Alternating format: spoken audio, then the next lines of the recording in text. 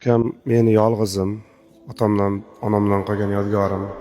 Akalar ukalarni ayta olmaydi-da yaxshi ko'rishini. Akalar shunaqa insonki, otamni o'rnini bosa oladigan yagona inson hisoblanadi. Jonim Allohga qolgan hamma narsa ukamniki. Shu ukamni Alloh omadini bersin. Doimo shu kelinim bilan baxtli bo'lsin. Xudo xolasa yaqinda farzandli bo'ladi. Xudo xolasa xursandchilik oldimizda, xudo xolasa. Ukamni juda ham yaxshi ko'raman. Har qanday holatda ukam uchun do'moy narsaga tayyorman. Dunyodagi nima deydi, akalarni ukalari eng mehribon uka qaysi bo'lsa, meni ukam mana shunday. Men ukamni yaxshi ko'raman. Umri uzoq bo'lsin.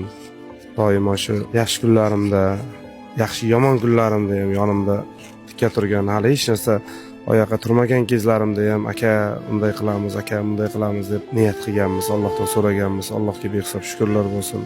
Borsanki xotirjam yuribman uka, ko'ksimga halovat quribman uka, yonimda yelkadosh jigarim bor deb sen bilan maqtanib yuribman uka.